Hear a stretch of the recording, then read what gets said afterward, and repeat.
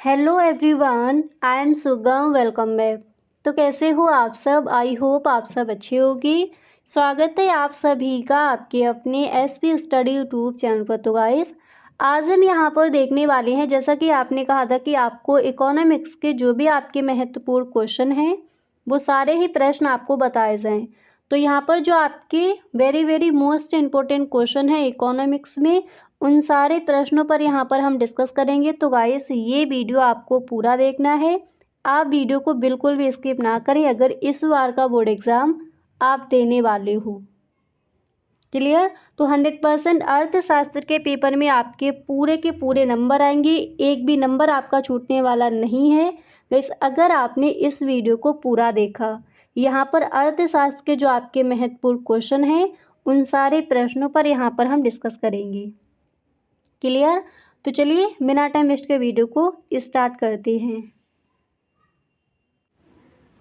तो गाइस यहाँ पर देखिए अर्थशास्त्र का पूरा पेपर, ठीक है, पूरा पेपर है उसका यहाँ पर हम फुल सॉल्यूशन देखने वाले हैं। तो गाइस आपको ये वीडियो पूरा देखना है, वीडियो को आप बिल्कुल भी स्किप ना करें। अगर अभी तक आपने कुछ भी नहीं पढ़ा है अर्थशास्त्र के पेपर के लिए तो गाइस बिल्कुल भी आपको टेंशन लेने की ज़रूरत नहीं है, ठीक है, क्योंकि अर्थशास्त्र में आपके पूरे के पूरे नंबर आएंगे अगर इस वीडियो को आपने पूरा देखा और ध्यान से सुना।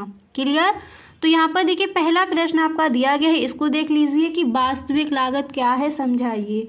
अतिलघु उत्तरीय प्रश्न में क्वेश्चन कई बार पूछा गया है बोर्ड एग्जाम में। तो वास्तविक लागत क्या है इसको समझाइए। तो सबसे पहले आप हेडिंग डालोगे वास्तविक लागत। हेडिंग डालने के बाद आपको इस तरह से लिखना है कि वास्तविक लागत का अर्थ उन सब कष्टों, प्रयत्नों तथा त्याग से है जो किसी वस्तु के उत्पादन में उठाने पड़ते हैं। वास्तविक लागत को सामाजिक लागत भी कहा जाता है क्योंकि समाज को वस्तुओं के उत्पादन में कष्ट एवं त्याग का सामना करना पड़ता है। ठीक है, तो वास्तविक लागत क्या है इस तरह से लिखोगे। इसके बाद second question, very very most important question है, गिफिन वस्तुएं क्या हैं। गिफिन वस्तुएं क्या है, मध्यवर्ती वस्तुएं क्या हैं, ठीक है, समष्टि अर्थशास्त्र क्या है, आर्थिक समस्या क्या है, सीमांत लागत क्या है। ये आपके इम्पोर्टेंट क्वेश्चन है इकोनॉमिक्स में। तो जो आपके छोटे छोटे प्रश्न हैं इन प्रश्नों को आपको छोड़ना नहीं है, क्योंकि गाइस अगर आप अर्थशास्त्र के पेपर में पूरे के पूरे नंबर लाना चाहते हो तो अपनी तैयारी भी आप उसी तरह से करना आज से स्टार्ट कर दीजिए। बोर्ड एग्ज़ाम आपका पास है तो आज से आपको गाइस बिल्कुल भी टाइम वेस्ट नहीं करना है। जो भी आपके सब्जेक्ट हैं आपके पास उन पर आपको अपना फोकस करना है आज से। क्लियर? अब देखिए तो गिफिन वस्तुएं क्या है इनको समझिए। सबसे पहले आप हेडिंग डालोगे गिफिन वस्तुएं।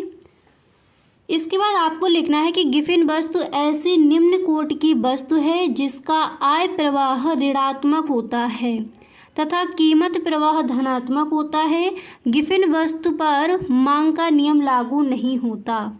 और देखिए मांग का नियम क्या है, मांग फलन क्या है, इन प्रश्नों को आप तैयार कर लीजिए।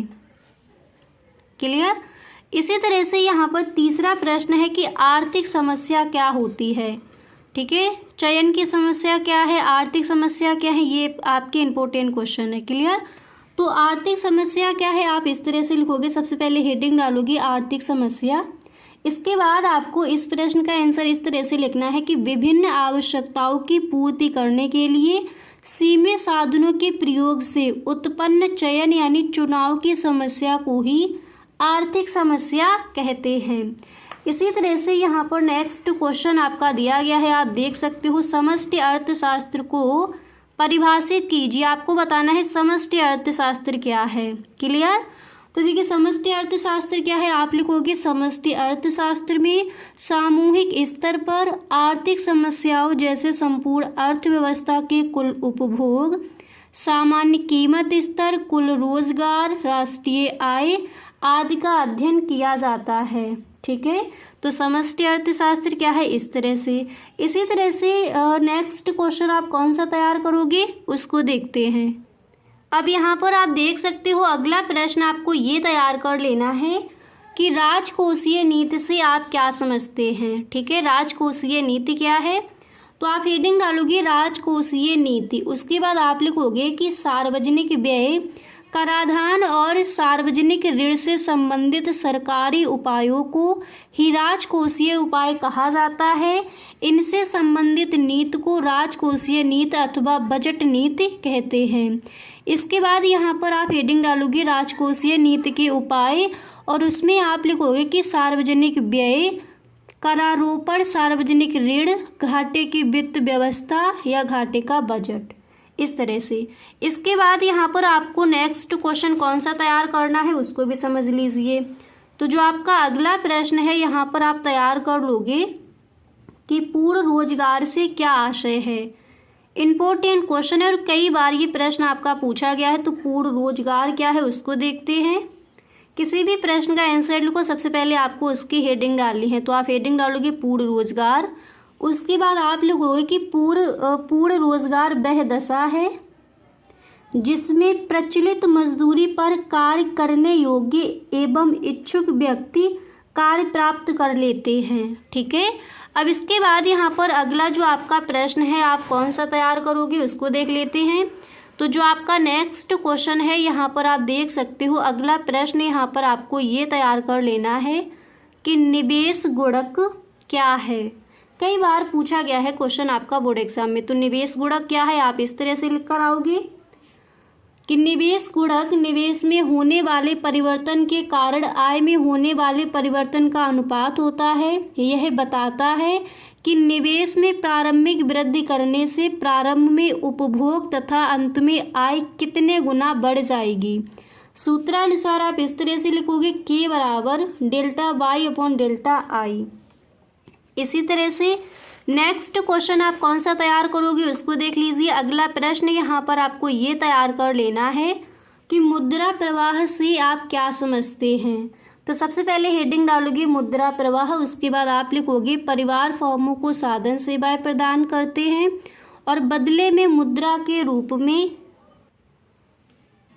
फिर आप लिखोगे बदले में मुद्रा के रूप में पारिश्रमिक प्राप्त करते हैं। इसी प्रकार फर्में परिवारों और उपभोक्ताओं को वस्तुएं प्रदान करती हैं और उनके मूल्य के रूप में मुद्रा लेती हैं। इस प्रकार फर्मों से परिवारों और परिवारों से फर्मों को मुद्रा का भुगतान किया जाता है। इसे ही मुद्रा का प्रवाह कहा जाता है। इसके बाद यहाँ पर क्वेश्चन नेक्स्ट आपका दिया गया, ये क्वेश्चन लघु उत्तरीय प्रश्न में कई बार पूछा गया है। अल्पकाल एवं दीर्घकाल में भेद कीजिए। ठीक है, तो सबसे पहले आप हेडिंग डालोगे अल्पकाल, इसके बाद यहाँ पर आप लिखोगे अल्पकाल में उत्पादन के साधन दो प्रकार के होते हैं। ठीक है, पहला होता है स्थिर साधन और दूसरा होता है परिवर्तनशील साधन। तो स्थिर साधन क्या है आप इस तरह से लिखोगे, स्थिर साधन वे हैं जिनकी मात्रा में उत्पादन प्रक्रिया में उत्पादन नहीं किया जाता। ठीक है, इसके बाद यहाँ पर आप लिखोगे परिवर्तनशील साधन में कि परिवर्तनशील साधन वे हैं जिनकी मात्रा में उत्पादन प्रक्रिया की आवश्यकता अनुसार परिवर्तन किया जा सकता है। ठीक है, इसके बाद यहाँ पर इसके आगे आप लिखोगे कि अल्पकाल में फर्म अन्य साधनों को स्थिर रखते हुए केवल परिवर्तनशील साधन को बढ़ाकर उत्पादन स्तर में परिवर्तन करती हैं। इसके बाद यहाँ पर आप लिखोगे कि अल्पकाल में केवल परिवर्तनशील साधनों की मात्रा को घटाया बढ़ाया जा सकता है, स्थिर साधनों की मात्रा में कोई परिवर्तन नहीं किया जा सकता। इसके बाद नेक्स्ट हेडिंग आप डालोगे दीर्घकाल। तो दीर्घकाल क्या है आप इस तरह से लिख कर आओगे कि दीर्घकाल में कोई भी साधन स्थिर नहीं होता, सभी साधनों की मात्रा को उत्पादन प्रक्रिया की आवश्यकता अनुसार घटाया बढ़ाया जा सकता है। फर्म उत्पादन के साधनों में आनुपातिक परिवर्तन करके उत्पादन का पैमाना बदलती है। अल्पकाल और दीर्घकाल में आधारभूत अंतर, इतना लिखने के बाद फिर यहाँ पर आप इस तरह से लिखोगे आधारभूत अंतर। देखिए, इसके बाद यहाँ पर आपको इस तरह से लिखना है समयावधि का है। किसी भी उत्पादन प्रक्रिया के लिए दीर्घकाल अल्पकाल की तुलना में एक लंबी समयावधि होती है और इसलिए सभी साधनों में आवश्यकता अनुसार परिवर्तन किया जा सकता है। इसके बाद आपका इम्पोर्टेंट क्वेश्चन है स्टॉक एवं प्रवाह में अंतर स्पष्ट कीजिए। Very very most important question है। लघु उत्तरीय प्रश्न में, ठीक है, कई बार पूछा गया है क्वेश्चन। तो स्टॉक क्या है, स्टॉक और प्रवाह में अंतर बताइए। तो आप इस तरह से लिखोगे, स्टॉक किसी एक विशेष समय बिंदु पर मापी जाने वाली आर्थिक चर की मात्रा है। और इधर आप लिखोगे कि प्रवाह किसी एक समयावधि के दौरान मापी जाने वाली आर्थिक चर की मात्रा है।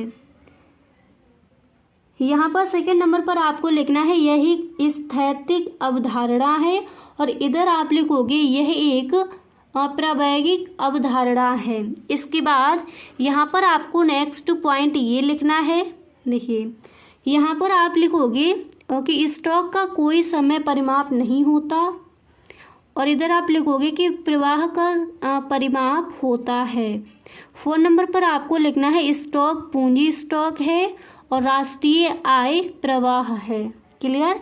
इसी तरह से आप नेक्स्ट क्वेश्चन यहाँ पर तैयार कर लोगे कि व्यावसायिक बैंकों के मुख्य कार्यों को संक्षेप में समझाइए। इम्पोर्टेंट क्वेश्चन है आपका, इसको भी आपको तैयार कर लेना है लघु उत्तरीय प्रश्न में।